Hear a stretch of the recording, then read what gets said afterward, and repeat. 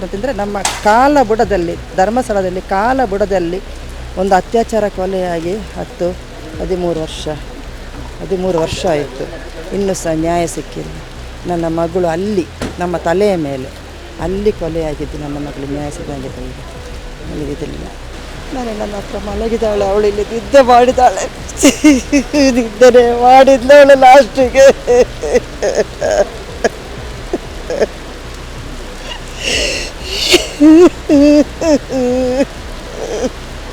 ಅಲ್ಲಂದರೆ ಅದರದ್ದು ಓನರು ಅದು MP ಅಲ್ಲಿದ್ದು. ಅವಳು ಎಷ್ಟಾದರೆ ಸಹ ಆತ್ಮಹತ್ಯೆ ಮಾಡುವಂಥಳ ಹುಡುಗಿ ಅಲ್ಲ ಅವಳು. ನನಗೆ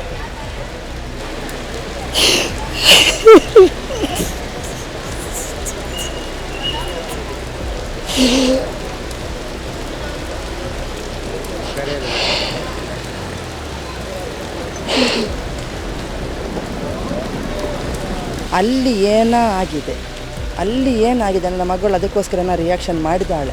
ಏನಾಗ ಫೋನ್ ಮಾಡಿದಾಳೆ. ಅದೆಲ್ಲ ಏನು CC ಕ್ಯಾಮ್ರಾ ತೋರಿಸಿ ಅವಳು ಫೋನಲ್ಲೇ ಮಾತಾಡೋದಂತೆ ಮೆಸೇಜ್ ಮಾಡೋದೆಲ್ಲ ತೋರಿಸ್ತಾ ಇದ್ದ. ನಾನು ನೋಡಲಿಲ್ಲ. ಅವ್ರು ಹೇಳ್ತಾ ಇದ್ದಾರೆ ಅದೆಲ್ಲ ಫೇಕ್ ಮಾಡಿಬಿಟ್ಟು ಅದು ಅಲ್ಲಿ ಕೇಸ್ ಮುಚ್ಚಿ ಹಾಕ್ಲಿಕ್ಕೋಸ್ಕರ ಎಷ್ಟೋ ಲಕ್ಷ ಆಫರ್ ಮಾಡಿದ್ರು ಅಂತ ಹೇಳ್ತಾರೆ. ಮಗಳು ಅಂಥವಳಲ್ಲ, ಆದ ಕಾರಣ ನಮಗೆ ಅಂತ ಇದು ಬರಬೇಕು. ಅವಳು ನಾವು CC ಕ್ಯಾಮ್ರಾದ್ದು ಕೇಳಿದಾಗ ಕೆಳಗೆ ಬೀಳುವುದೊಂದು ತೋರಿಸ್ತಿದ್ದಾರೆ, ಮೇಲಿಂದ ಬೀಳುವುದು ಏನೂ ತೋರಿಸಿಲ್ಲ. ಒಳಗಿದ್ದು ಸ್ವಲ್ಪ ಅವಳು ಮೊಬೈಲ್ ಏನು ಓದ್ತೋದನ್ನು ತೋರಿಸ್ತಿದ್ದಾರೆ. ಆಯಿತು ಮಗ ಹೋಗು ಅಂತ ಹೇಳಿ ನಾವು ಗುಡ್ ನೈಟ್ ಹೇಳಿ ಕಟ್ ಮಾಡಿ. ಅವಳು ಅಪ್ಪನನ್ನು ಕೆಲವೊಮ್ಮೆ ಪ್ರೀತಿಯಲ್ಲಿ ಕೆಲವೊಮ್ಮೆಲ್ಲ ಅಮ್ಮೇರೆ ಅಂತ ಕರಿತಾಳೆ. ಪಪ್ಪ ಅಂತ ಕರೀತಾರೆ, ಅದರ ಪ್ರೀತಿಯಲ್ಲಿ ಅಮ್ಮೇರೆ ಅಂತ ಸಹ ಕರಿತಾಳೆ ಅವಳು. ಹಾಗೆ ಅಮ್ಮೇರೆಯಲ್ಲಿ ಅಂತ ಕೇಳಿದೆ. ನಾನು ಹೇಳಿದೆ ಅಮ್ಮೇರೆ ಇದ್ದಾರೆ, ಕೇಳ್ತಾ ಇದ್ದೇನೆ. ನಾನು ಲೌಡ್ ಸ್ಪೀಕರ್ ಟೈಮ್ ಮಾತನಾಡೋದು, ನಾನು ಕೇಳ್ತಾ ಇದ್ದೇನೆ, ನಾನು ವಾಯ್ಸೆಲ್ಲ ಕೇಳ್ತಾ ಇದ್ದಾರೆ ಅಂತ ಹೇಳಿದೆ. 6 ತಿಂಗಳಾಯ್ತು ಅಷ್ಟು ಜಾಬ್ ಸಿಕ್ಕಿ. ಸೆಪ್ಟೆಂಬರಲ್ಲಿ ಸಿಕ್ಕಿದೆ ಜಾಬ್. ನೀನು ಮೆಸೇಜ್ ಹಾಕಿದೆ ಎಲ್ಲಿದ್ದಿ ಮಗ ಅಂತೇಳಿ. ನಾನು ಕಾಲೇಜಲ್ಲಿ ಇದ್ದೇನೆ ಅಂತೇಳಿ. ಅವಳು ಎಷ್ಟಾದರೆ ಸಹ ಆತ್ಮಹತ್ಯೆ ಮಾಡುವಂಥಳ ಹುಡುಗಿ ಅಲ್ಲ ಅವಳು. ನನಗೆ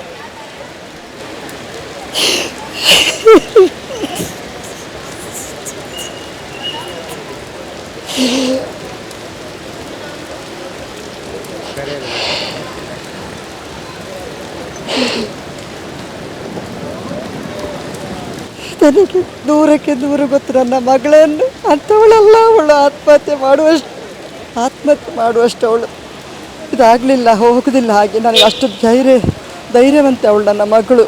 ಹಾಗೆ ಹೋಗುವವಳೆ ಅಲ್ಲ. ನನಗೆ ಹೇಳಿದ್ಲು ಮಮ್ಮಿ ಇಲ್ಲಿ ಜರ್ಮನಿಗೆ ಹೋಗಿ ಹೈಯರ್ ಎಜುಕೇಷನ್ ಮಾಡಬೇಕು ಅಂತ ಹೇಳಿದ್ದು ನನ್ನಲ್ಲಿ. ಅವಳು ತುಂಬ ಸಮಯದ ಹೇಳ್ತಾ ಇದ್ದಾಳೆ. ನಾನು ಹೇಳಿದೆ ಮಗ ಸ್ವಲ್ಪ ಹಣದ ಪ್ರಾಬ್ಲಮ್ ಉಂಟು, ನನಗೆ ಸ್ವಲ್ಪ ಹೆಲ್ತ್ ಸರಿ ಇರಲಿಲ್ಲ. ನನ್ನೊಂದು ಕೈ ಸರ್ಜರಿ ಆಗಿದೆ, 6 ತಿಂಗಳಾಯಿತು ಅಷ್ಟು ಸರ್ಜರಿ ಆಗಿ ಬಿದ್ದು.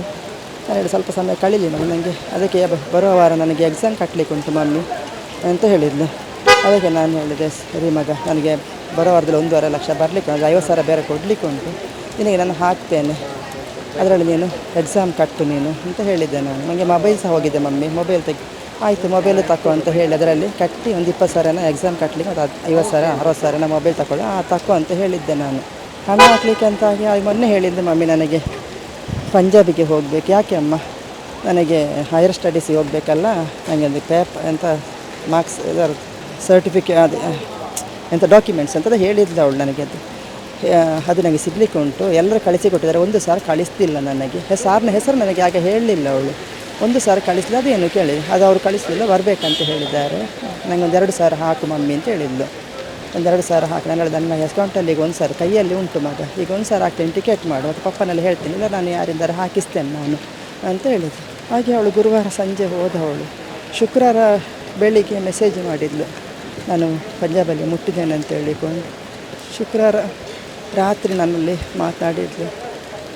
ಗಂಡನಲ್ಲಿ ಮಾತಾಡಲಿ ಸ್ವಲ್ಪ ಹೊತ್ತು. ಏನಾಯಿತು ಮಗ, ಕೊಟ್ರಾ? ಇಲ್ಲ ನನಗೆ ಕೊಟ್ಟಿಲ್ಲ ಮಮ್ಮಿ, ನಾಳೆ ಪುನಃ ಬರಲಿಕ್ಕೆ ಹೇಳಿದಾರೆ.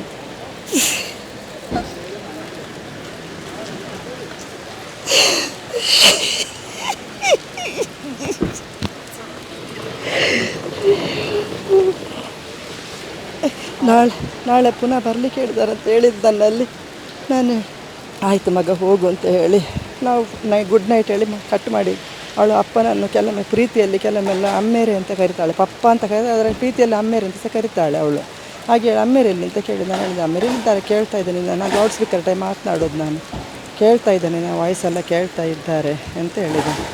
ಅದಕ್ಕೆ ಹೇಳಿಲ್ಲ ಹೌದಾ ಆಮೇಲೆ ನಾನು ನಾಳೆ ಹೋಗ್ತೇನೆ, ಮತ್ತು ಇನ್ನು ಸಂಜೆ ಫೋನ್ ಮಾಡ್ತೇನೆ ಅಂತ ಹೇಳಿ ಆಯ್ತು ಮಗ ಗುಡ್ ನೈಟ್ ಅಂತೇಳಿ ತಿಂದಿಯಲ್ಲ, ಹೌದು ನಾನು ದೋಸೆ ತಿಂದೆ, ನೀನು ಎಲ್ಲಿದ್ದೆ, ನಾನು ಫ್ರೆಂಡ್ಸ್ ರೂಮಲ್ಲಿ ಇದ್ದೇನೆ ಅಂತ ಹೇಳಿದ್ಲು ಫಸ್ಟಿಗೆ. ಫ್ರೆಂಡ್ಸ್ ರೂಮಲ್ಲಿ ಇದ್ದೇನೆ ನಾನು ಅಂತ ಹೇಳಿಕೊಂಡು, ನನ್ನ ದೋಸೆಯನ್ನು ತಿಂದೆ ನಾನು. ಅವ್ರು ನಾನ್ ವೆಜ್ ತಿನ್ನಲ್ಲ, ನಾನು ತಿನ್ನಲ್ಲ, ಅವಳು ತಿನ್ನಲ್ಲ. ಹಾಗೆ ಹೇಳಿದರು, ನಾನು ದೋಸೆ ತರಿಸಿದ್ದು ತಿಂದೇನೆ ಮಮ್ಮಿ ಅಂತ ಹೇಳಿದ್ದು ನನ್ನಲ್ಲಿ. ಆಯಿತು ಮಗ ಇನ್ನು ಮಲಗು ಅಂತೇಳಿ ನಾನು ಮರುದಿನ ಒಂದು 10:30ಗೆ, ನಾನು 10:30 ಆಗ್ಬೋದು, ನಾನೊಂದು ಮೆಸೇಜ್ ಹಾಕಿದೆ, ಮಗ ಎಲ್ಲಿದ್ದೆ ಮಗ, ನಾನು ಬೆಳಿಗ್ಗೆ ಕಾಲ್ ಮಾಡಲ್ಲ, ಅವಳು ಬ್ಯುಸಿ ಇರ್ತಾಳೆ, ಇದು ಜಾಬಲ್ಲಿರುವಾಗ ಸಹ ಬ್ಯುಸಿ ಇರ್ತಾಳಲ್ಲ. 6 ತಿಂಗಳಾಯ್ತು ಅಷ್ಟು ಜಾಬ್ ಸಿಕ್ಕಿ, ಸೆಪ್ಟೆಂಬರಲ್ಲಿ ಸಿಕ್ಕಿದೆ ಜಾಬ್. ನೀನು ಮೆಸೇಜ್ ಹಾಕಿದೆ ಎಲ್ಲಿದ್ದಿ ಮಗ ಅಂತೇಳಿ. ನಾನು ಕಾಲೇಜಲ್ಲಿ ಇದ್ದೇನೆ ಅಂತೇಳಿ. ಇನ್ನು ಕ್ಯಾಶ್ ಏನಾದರೂ ಬೇಕಾ ಅಂತ ಕೇಳಿದೆ. ಬೇಡ ಮಮ್ಮಿ ಅಂತೇಳಿ ಹಾಕಿದ್ಲು ಅಷ್ಟೇ. ಓಕೆ ಅಂತೇಳಿ ಹಾಕಿದ್ದು. ಅದು ನೋಡಿದ್ದಾಳ ಅಂತ ನನಗೆ ಗೊತ್ತಿಲ್ಲ. ನಾನು ಅಷ್ಟೊತ್ತಿಗೆ ಮಲಗಿದ್ದೆ. ನಾನು ಅವತ್ತು ಹಾಗೆ ಮಲಗ್ತೇನೆ, ಇಲ್ಲ ಅಂತಿಲ್ಲ. ಮಧ್ಯಾಹ್ನ ಇವರು ಊಟಕ್ಕೆ ಬರ್ತಾರಂತೇಳಿ, ಇವರಿಗೆ ಸ್ವಲ್ಪ ಕೆಲಸ ಇತ್ತು, ಮೈದುನದ ಒಟ್ಟಿಗೆ ಹೋಗಿದ್ದು. ಊಟಕ್ಕೆ ಬರ್ತಾರಂತೇಳಿ ನಾನು ಕರೆದೆ, ನಿನ್ನ ಬಾ ಇದು ಅವರನ್ನು. ಇಲ್ಲ, ನಾನು ಧರ್ಮಸ್ಥಳ ಛತ್ರದಲ್ಲಿ ಊಟ ಮಾಡಿದೆ ಅಂತ ಹೇಳಿದರು. ನಾವೆಲ್ಲ 7-8 ಮಂದಿ ಇದ್ದೆ, ನಾವು ಒಟ್ಟಿಗೆ ಊಟ ಮಾಡಿದೆ.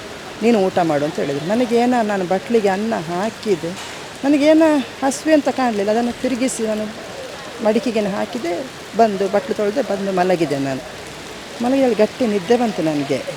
ನನಗೆ ಅದು ಮಮ್ಮಿ ಅಂತ ಕರೆದಾಗ, ನನಗೆ ನಿದ್ದೆಯಲ್ಲಿ ಮಮ್ಮಿ ಅಂತ ಕರೆದಾಗೆ ಆಯಿತು ನನಗೆ. ನಾನು ಅದನ್ನು ಏನು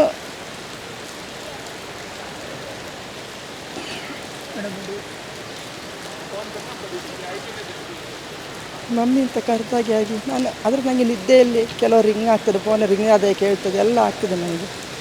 4 ಗಂಟೆ ಆಗ ಒಂದು ರಿಂಗ್ ಬಂತು. ಅದಕ್ಕಿಂತ ಮುಂಚೆ ಒಂದು ಬಂತು, 40 ಇದರಲ್ಲಿ ಸ್ಟಾರ್ಟ್ ಆಗಿ ಬಂತು. ಅದನ್ನು ರಿಸೀವ್ ಮಾಡಿದೆ, ಹಲೋ ಹೇಳಿದೆ, ಮಾತನಾಡಲಿಲ್ಲ. ಆಯ್ತು, ಕಟ್ ಮಾಡಿ ಇಟ್ಟೆ ನಾನು. 2ನೇ ಸಲ ಪುನಃ ಒಂದು ಕಾಲ್ ಬಂತು, ಪಂಜಾಬು ಅಂತ ತೋರಿಸಿದ್ದು ನನಗೆ. ಹೀಗೆ ಬರ್ತದಲ್ಲ ಪಂಜಾಬ್, ಹೀಗೆ ಸುಳ್ಳು ಇನ್ಫಾರ್ಮೇಷನ್ ಬರ್ತದಲ್ಲ ಅಂತ ಹೇಳಿಕೊಂಡು ನಾನೇನು ಮಾಡಿದೆ, ಅದಕ್ಕೆ ನೀವು ಯಾರು ಕೇಳಿದರು. ನೀವು ಯಾರು ನನಗೆ ಫೋನ್ ಮಾಡಲಿಕ್ಕೆ, ನಾನು ಹಿಂದಿಯಲ್ಲಿ ಫಸ್ಟಿಗೆ ಕೇಳಿದೆ. ಮತ್ತು ನನಗೆ ಡೌಟಾಗಿ ಇವರು ಫೇಕ್ ಮಾಡುವರಂತ ಕನ್ನಡ, ನನಗೆ ಹಿಂದಿ ಇಂಗ್ಲೀಷ್ ಬರಲ್ಲ, ಕನ್ನಡ ಭಾಷೆ ಮಾತ್ರ ಬರಲಿ, ಕನ್ನಡದಲ್ಲಿ ಮಾತನಾಡಿ ಅಂತ ಹೇಳಿ ಕಟ್ ಮಾಡಿದೆ.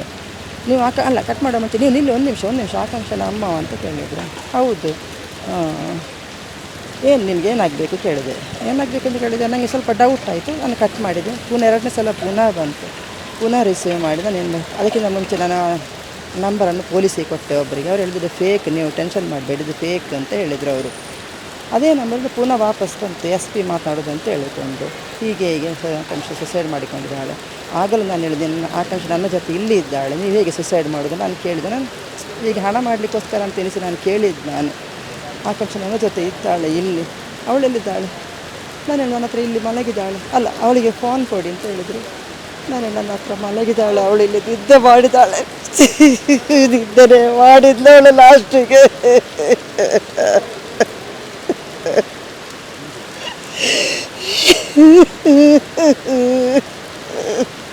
ನಿದ್ದೆನೇ ಮಾಡಿಲ್ಲ ಲಾಸ್ಟಿಗೆ. ನಾನು ನಿದ್ದೆ ಕಡ್ಡಿ ನಿದ್ದೆನೇ ಮಾಡಿದಾಳೆ, ನನಗೆ ಗೊತ್ತಿಲ್ಲ. ನಾನು ಲಾಸ್ಟಿಗೆ ಅವರಿಗೆ ಹೇಳಿದ್ದೆ,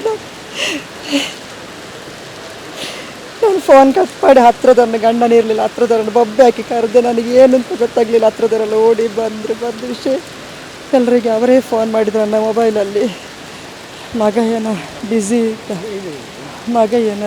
ಇದ್ದ. ಹಾಗೆ ಆಗುವಾಗ ಲಾಸ್ಟಿಗೆ ಇವರು ಮಗ ಸಹ ಫೋನ್ ತೆಗಿಲಿಲ್ಲ, ಮಗನೂ ಫೋನ್ ತೆಗಿಯೋದು. ಲಾಸ್ಟು ಏನೋ ತೆಗ್ದ, ಮತ್ತೆ ಲಾಸ್ಟಿಗೆ ತೆಗ್ದು ಯಾರ ಮಾತಾಡಿದ್ದು, ಮಗ ಅಪ್ಪನೇ ಮಾತಾಡಿದ್ದು. ರಿಸೀವ್ ಮಾಡಿ ಮಾತನಾಡಿ ವಿಷಯ ಹೇಳಿದರು. ಅಲ್ಲಿ SPಗೆ ಅದೇ ನಂಬರಿಗೆ ಫೋನ್ ಮಾಡಿದಾಗ ಹೌದು ಅಂತ ಹೇಳಿದರು. ಅಷ್ಟು ಹೇಳಿದ್ದು ನನಗೆ. ನನ್ನಲ್ಲಿ ಏನು ಹೇಳಲಿಲ್ಲ ಇವರು. ಇದು ಮರುದಿನ ನಾವು ಹೊರಟೆವು ಅಲ್ಲಿಂದ. ಆವತ್ತೇ ರಾತ್ರಿ ಮಂಗಳೂರಿಗೆ ಹೊರಟು ಮರುದಿನ ಪಂಜಾಬ್. ಮೊನ್ನೆ ಮುಚ್ಚಿ ಹಾಕಲಿಕ್ಕೆ ನೋಡಿದರು ಇವಳನ್ನು. ನನಗೆ ಡೌಟು, ಅಲ್ಲಿ ಎಲ್ಲ ಫೇಕ್ ಇದು ಮಾಡಿದ್ದಾರೆ. ಏನಂದರೆ ಅವರ ಜೊತೆ ಏನೋ ಲವ್ ಅಫೇರ್ ಇತ್ತಂತೆ, ಅವರಿಗೆ 2 ಮಕ್ಕಳಿದ್ದಾರೆ. ಹಾಗೆ ಮಕ್ಕಳಿದ್ದಾರೆ ಹೌದು, ನಾನು ಅವ್ರನ್ನ ಸಾರ ನೋಡಲಿಲ್ಲ ಇಷ್ಟು ತನಕ ಸಹ. ಮಕ್ಕಳಿದ್ದಾರೆ ಹೌದು, ಹಾಗೆ ಹೀಗೆ ಇತ್ತು ಅಂತ ಹೇಳಿಕೊಂಡು ನಾನೇನಿಸಿದ್ರೆ, ಇವಳು ರೂಮಲ್ಲಿ, ಅವನ ಫ್ರೆಂಡ್ ರೂಮಲ್ಲಿ ಅಲ್ಲ, ಇವರೇನೋ ಬ್ಲ್ಯಾಕ್ ಮೇಲ್ ಮಾಡಿಕೊಂಡು ಅವಳನ್ನು ಕರ್ಕೊಂಡು ಹೋಗಿದ್ದಾರೆ ಅವರ ರೂಮಿಗೇನೆ, ಅವರ ಮನೆಗೇನೆ.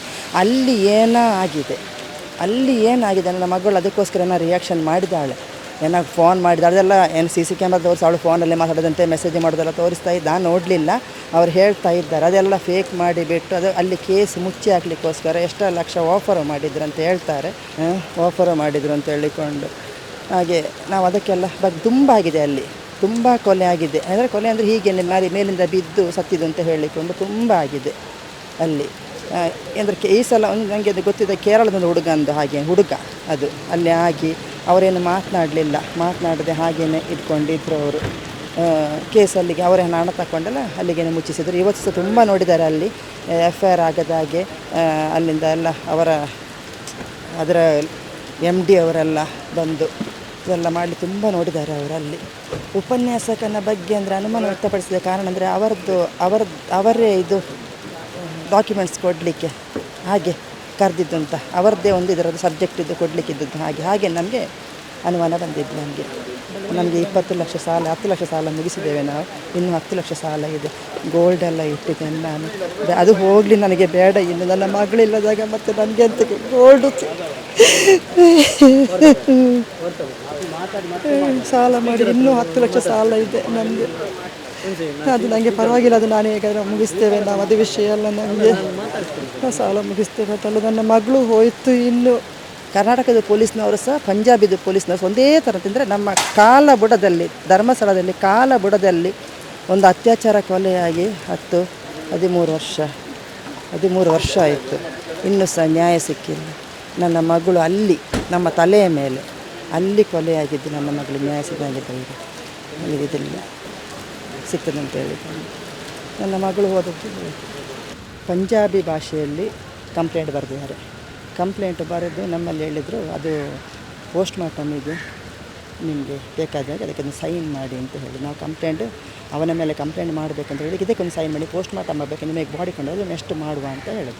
ಹಾಗೆ ಪೋಸ್ಟ್ ಮಾರ್ಟಮ್ಗಿಂತ ಎನಿಸ್ಕೊಂಡು ಅವ್ರು ಹೇಳಿದ್ರಲ್ಲ, ನಾವು ವಿಶ್ವಾಸದ ಮೇಲೆ ಸೈನ್ ಮಾಡಿದ್ದೇವೆ. ನಾನು, ಮಗ, ನನ್ನ ಗಂಡ 3 ಸೈನ್ ಮಾಡಿ ಅದನ್ನಿಗೆ ಇಟ್ಕೊಂಡವರು ಅಲ್ಲಿ ಆಟ ಆಡ್ತಿದ್ದಾರೆ. ನಮಗೆ ಪಂಜಾಬಿ ಓದಲಿಕ್ಕೆ ಅದು ಓದಿ ಸಹ ಹೇಳಲಿಲ್ಲ. ನಾನು ಕೇಳಿದೆ, ಅಂತ ಓದಿದ್ದೀರ ನೀವು ಅಂತ ಕೇಳಿದೆ ನಾನು. ಅದಕ್ಕೆ ಅವರು ಓದಿ ಹೇಳಿದ್ದಾರೆ ಅಂತ. ಓದಿ ಎಂತ ಅಂತ ಹೇಳಿದರೆ ಮಗನಿಗೆ ಸಹ ಗೊತ್ತಾಗಲಿಲ್ಲ, ಮಗನಿಗೆ ಸಹ ಗೊತ್ತಾಗಲಿಲ್ಲ. ಅಷ್ಟು ಮಾಡಿದ್ದಾರೆ ಅವರಲ್ಲಿ. 4 ವರ್ಷದಲ್ಲಿ 3 ವರ್ಷ ಅಲ್ಲೇ ಸ್ಟಡಿ ಮಾಡಿದ್ದಾಳೆ. ಆಗ ಏನೂ ಪ್ರಾಬ್ಲಮ್ ನಮಗೇನಾಗಲಿಲ್ಲ.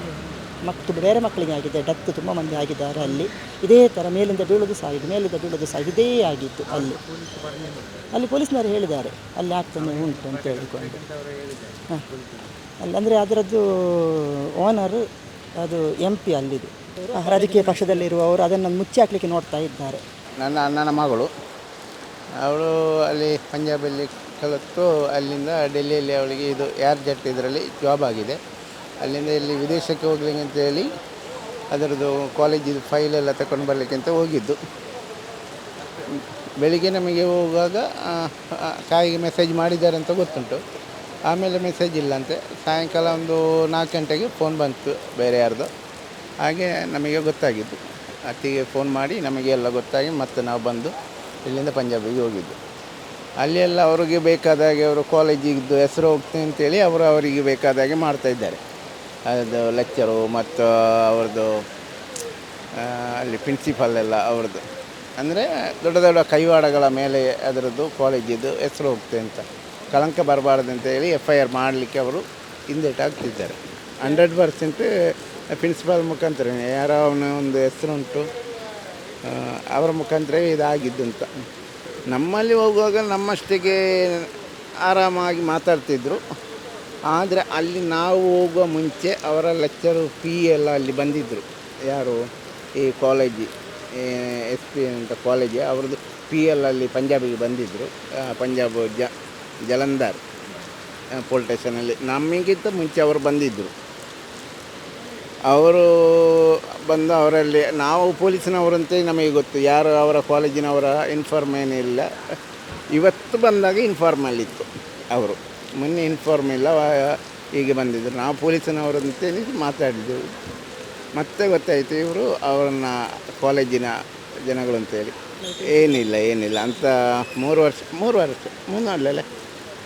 ವರ್ಷ, ಅದರಲ್ಲಿ 1 ವರ್ಷ ಕೊರೋನಾದಲ್ಲಿ ಮನೆಯಲ್ಲಿ ಇದು ಮಾಡಲಿಕ್ಕೆ ಆಯಿತು. ಹಾಗೆ 3 ವರ್ಷ ಈಗ ಕಾಲೇಜಲ್ಲಿ ಕಲಿತದ್ದು. ಆಮೇಲೆ ಈಗ ಇದು ಜಾಬ್ ಆಗಿ 6 ತಿಂಗಳು ಅಲ್ಲ, ಜಾಬ್ ಆಗಿ 6 ತಿಂಗಳಲ್ವ, ಜಾಬ್ ಆಗಿ ಏರ್ಜೆಟ್ ಇದರಲ್ಲಿ 6 ತಿಂಗಳಾಗಿದೆ ಡೆಲ್ಲಿಯಲ್ಲಿ. ಆಮೇಲೆ ಅವಳು ವಿದೇಶಕ್ಕೆ ಹೋಗ್ಲಿಕ್ಕೆ ಅಂತ ಫೈಲ್ ತಗೊಳ್ಳಿಕ್ಕೆ ಅಲ್ಲಿ ಹೋಗಿದ್ದು, ಸರ್ಟಿಫಿಕೇಟ್ ತಗೊಳ್ಳಿಕ್ಕೆ ಅಲ್ಲಿ ಇದು ಇದಕ್ಕೆ ಆಗಿದ್ದು. ನಾವು ಅವಳು ಫೈಲೆಲ್ಲ ಕಾಲೇಜಿದ್ದು ಫಾರ್ಮ್ ಎಲ್ಲ ತಗೊಳ್ಳಿಕ್ಕೆ ಹೋದಾಗ ಇಂಥ ಘಟನೆ ನಡೆದದ್ದು.